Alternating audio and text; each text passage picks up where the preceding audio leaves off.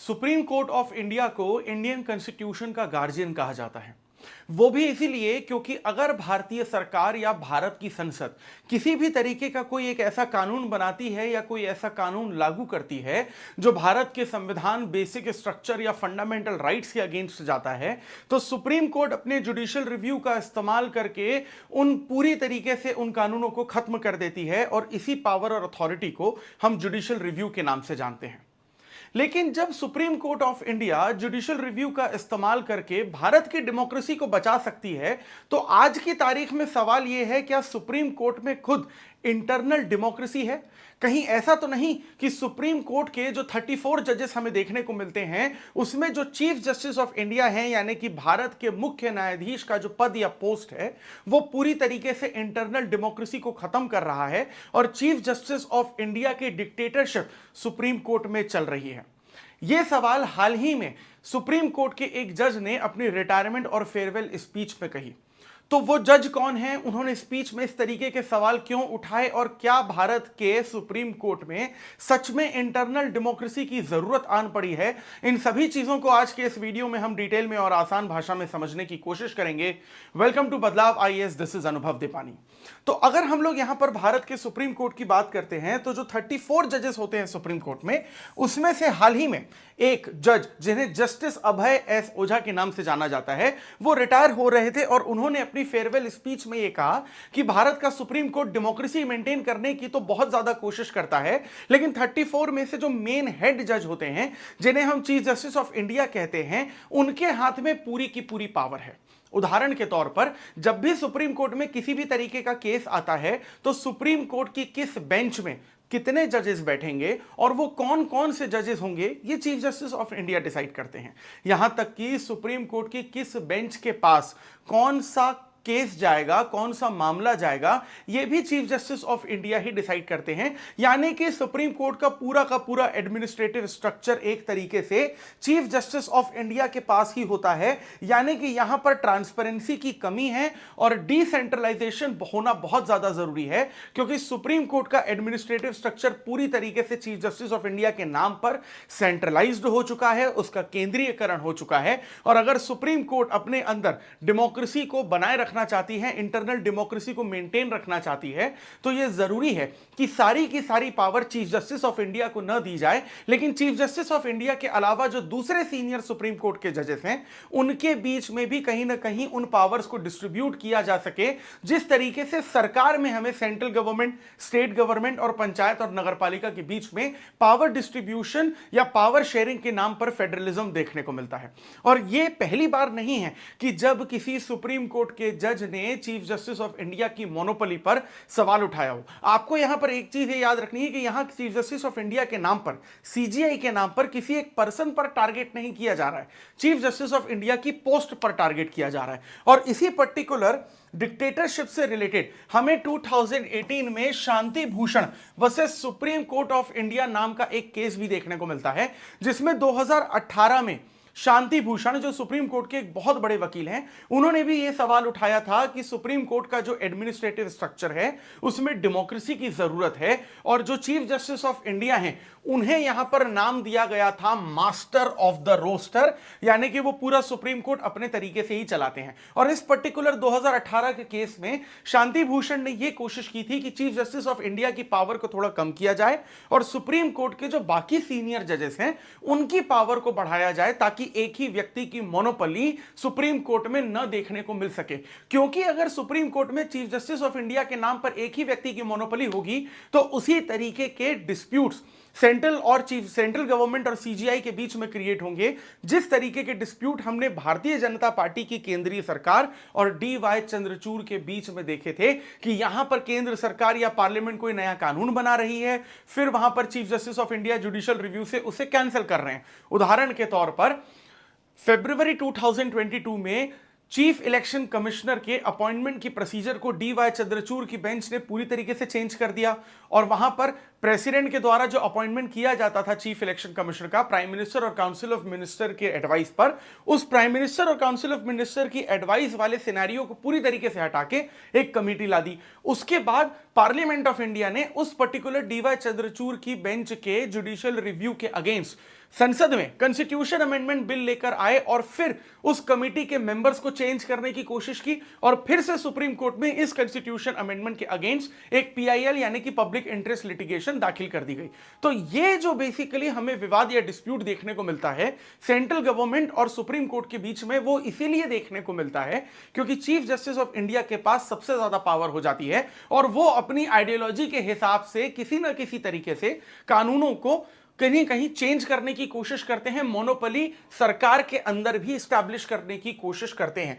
और यहां पर इस पर्टिकुलर केस में इसी के बारे में बात की गई थी कि चीफ जस्टिस ऑफ इंडिया पूरी तरीके से मास्टर ऑफ रोस्टर बन चुके हैं, यानी कि सीजेआई ही ये डिसाइड करते हैं कि सुप्रीम कोर्ट में कितनी बेंचेस होगी, किस बेंच में कितने जजेस होंगे और किस बेंच के पास कौन सा मामला जाएगा। यानी कि इससे होता क्या है कि ट्रांसपेरेंसी जो है वो सुप्रीम कोर्ट में पूरी तरीके से कम हो जाती है, क्योंकि एक आम नागरिक के तौर पर आपको और मुझे ये कैसे पता चलेगा कि किस बेंच को कोई भी मामला क्यों दिया गया, उस बेंच में ऐसी कौन से एक्सपर्ट जजेस बैठे थे कि वो पर्टिकुलर मामला उसी बेंच के पास गया। यानी कि कहीं ना कहीं इस बात पर शक हो सकता है कि चीफ जस्टिस ऑफ इंडिया अपने फेवरेट जजेस को किसी एक पर्टिकुलर बेंच में रखते हैं और जो सबसे ज्यादा कॉम्प्लिकेटेड मामले होते हैं, जो सबसे ज्यादा हाईलाइट में आ सकते हैं या सरकार के खिलाफ होते हैं, वो चीफ जस्टिस ऑफ इंडिया अपनी आइडियोलॉजी को अपने फेवरेट जजेस के थ्रू कहीं ना कहीं इंप्लीमेंट करवाने की कोशिश कर सकते हैं। अब यहां पर इन पर्टिकुलर जज ने, अभय जो जस्टिस अभय हैं, उन्होंने अपनी फेयरवेल स्पीच में यह भी कहा है कि चीफ जस्टिस ऑफ इंडिया की वजह से जो स्ट्रक्चर है सुप्रीम कोर्ट का वो बहुत ज्यादा सेंट्रलाइज हो चुका है। 34 जजेस अगर हमें सुप्रीम कोर्ट में देखने को मिलते हैं तो हर जज के पास कहीं ना कहीं इक्वल पावर ना हो, लेकिन थोड़ी बहुत पावर तो होनी चाहिए, लेकिन पूरी की पूरी पावर जो है चीफ जस्टिस ऑफ इंडिया के पास ही यहां पर होती है। और ये इन पर्टिकुलर जज ने, जस्टिस अभय ने, या फिर इन्हें एक्स जस्टिस अभय कहना ज्यादा ठीक रहेगा, इन्होंने पूरी तरीके से ये मास्टर ऑफ रोस्टर का जो कंसेप्ट है उसको क्रिटिसाइज किया और यह भी कहा कि सुप्रीम कोर्ट ने 2018 में चीफ जस्टिस ऑफ इंडिया की पावर को पूरी तरीके से मेंटेन किया था, जब शांति भूषण ने सुप्रीम कोर्ट में ही सुप्रीम कोर्ट के खिलाफ यहां पर केस किया था। अब दूसरी चीज यहां पर यह भी बोली गई है इन पर्टिकुलर जज के द्वारा कि यहां पर आर्बिट्रेरी जो एलोकेशन है उसके बारे में किसी तरीके की कोई क्लैरिटी नहीं है और डाउट्स जो है सुप्रीम कोर्ट के जजेस से रिलेटेड बहुत ज्यादा क्रिएट होते ही हैं। और जब सुप्रीम कोर्ट में किसी एक व्यक्ति के पास बहुत ज्यादा सेंट्रलाइज्ड पावर आ जाती है तो जुडिशियल फंक्शनिंग पर उसका बहुत ज्यादा असर पड़ता है। सबसे बड़ी चीज यह है कि लोगों का जो भरोसा है वो सुप्रीम कोर्ट से धीरे धीरे कम होने लगता है। प्लस ऐसे जजेस जो सुप्रीम कोर्ट के नए नए जज बने हैं या फिर हाई कोर्ट में नए नए जज बने हैं, जिन्हें यह पता है कि शायद वो चीफ जस्टिस ऑफ इंडिया के लेवल पर कभी नहीं जा पाएंगे क्योंकि एज क्राइटेरिया वहां पर आ जाता है, तो उन पर्टिकुलर जजेस का जो मॉरल है वो बहुत ज्यादा डाउन हो जाता है अपने जजमेंट, अपनी परफॉर्मेंस, अपने वर्डिक्ट और डेमोक्रेसी को मेंटेन करने के मुद्दों पर। यहां तक कि जो हायरार्की है वो बहुत ज्यादा इनफॉर्मल है। यानी कि अगर चीफ जस्टिस ऑफ इंडिया कोई एक व्यक्ति बना बैठा है सुप्रीम कोर्ट में और कोई एक बड़ा नया सा जज सुप्रीम कोर्ट में अपॉइंट हुआ है और चीफ जस्टिस ऑफ इंडिया अगर उस नए जूनियर जज को पसंद करने लगते हैं, उसके फेवर में आने लगते हैं, तो इंपॉर्टेंट बेंचेस में उन्हीं को पार्ट बनाया जाता है और उन्हीं को पूरी तरीके से हाईलाइटेड जो मामले हैं वो दे दिए जाते हैं। अब देखिए, ऐसा नहीं है कि दुनिया के बहुत सारे देशों में ये प्रॉब्लम है। इंडिया उन गिने चुने देशों में ये प्रॉब्लम, गिने चुने देशों में आता है जिनमें ये प्रॉब्लम हमें देखने को मिलती है कि सुप्रीम कोर्ट में सेंट्रलाइजेशन बहुत ज्यादा है। क्योंकि अगर आप इंडिया के जुडिशियल सिस्टम को कंपेयर करने की कोशिश करें दूसरे देशों से, चाहे हम लोग यूनाइटेड स्टेट्स के सुप्रीम कोर्ट की बात करें या फिर यूनाइटेड किंगडम के सुप्रीम कोर्ट की बात करें, साउथ अफ्रीका के कॉन्स्टिट्यूशन कोर्ट की बात करें या जर्मनी के फेडरल कॉन्स्टिट्यूशन कोर्ट की बात करें, इन सभी चारों के चारों बड़े डेमोक्रेटिक देशों में यह देखने को मिलता है कि वहां के जो सुप्रीम कोर्ट या फेडरल कोर्ट या कॉन्स्टिट्यूशन कोर्ट, जो भी उनके नाम हो, वहां पर जो हेड जज होते हैं या चीफ जस्टिस होते हैं, उनके पास पूरी तरीके की पावर नहीं होती है। जो पावर है इन देशों में कहीं ना कहीं इक्वली डिस्ट्रीब्यूटेड होती है। अब जो हाल ही में नए चीफ जस्टिस ऑफ इंडिया बने हैं जिनका नाम है बी.आर. गवई, इनके सामने बहुत सारी रिस्पॉन्सिबिलिटीज और अपॉर्चुनिटीज हमें देखने को मिलती हैं। सबसे पहली चीज यह है कि ये इंक्लूसिव अप्रोच जो है वो ला सकते हैं, यानी कि जो बी.आर. गवई का पूरा टेन्योर हमें सुप्रीम कोर्ट में as a chief justice of India आने वाले कुछ महीनों में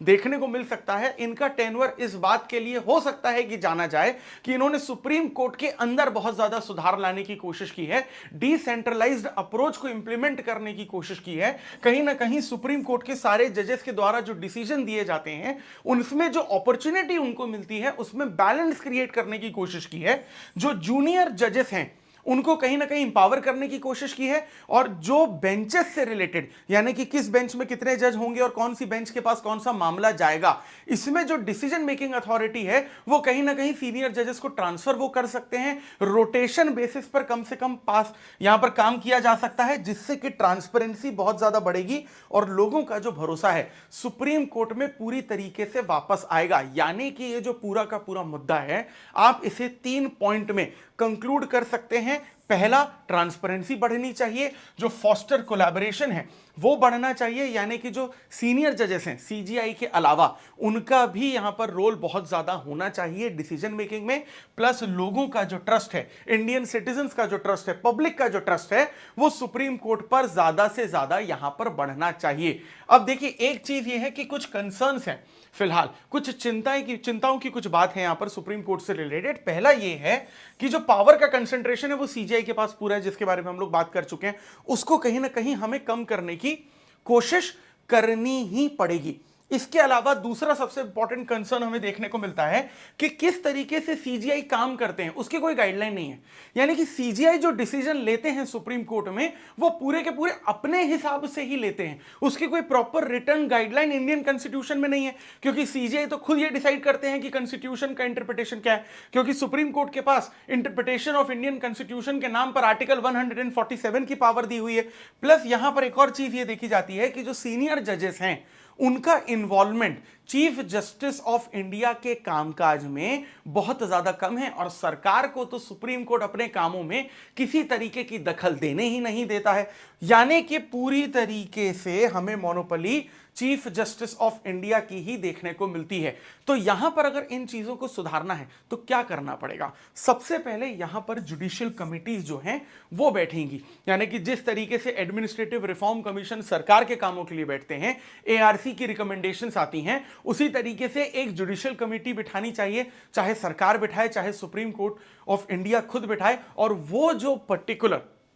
जुडिशियल कमेटी है वो बताए कि चीफ जस्टिस ऑफ इंडिया के पावर को किस तरीके से कम किया जाएगा। यहां तक कि जो बेंचेस का रोटेशन होता है उसमें सीनियर जजेस का इन्वॉल्वमेंट किस तरीके से लाया जाएगा। पूरी तरीके से एक ट्रांसपेरेंसी आनी चाहिए कि चीफ जस्टिस ऑफ इंडिया किस बेंच में कौन से जज को रख रहे हैं, कौन सा मामला किस बेंच को दिया जा रहा है, और क्यों पर्टिकुलर कोई एक ऐसा रीजन है कि कोई एक मामला किसी बेंच को दिया जा रहा है, ऐसे कौन सी एक्सपर्टीज के जो जज हैं वो बैठे हैं। इसके पूरी तरीके से पब्लिक लेवल पर पब्लिशमेंट होना चाहिए, और बार बार समय दे समय रिव्यू होना चाहिए कि सुप्रीम कोर्ट अपने डेमोक्रेसी को तो मेंटेन करने की जिम्मेदारी निभा ही रहा है, लेकिन सुप्रीम कोर्ट इंटरनल डेमोक्रेसी के लिए क्या कर रहा है इसकी भी पूरी जानकारी भारत के लोगों के सामने, सरकार के सामने, ऑपोजिशन के सामने, विधानसभा, विधान परिषद, राज्यसभा और लोकसभा के सामने आनी चाहिए। तो आप लोगों की क्या राय है? क्या आप लोगों को भी ऐसा लगता है कि सुप्रीम कोर्ट भारत की डेमोक्रेसी को तो कहीं ना कहीं मेंटेन करता है,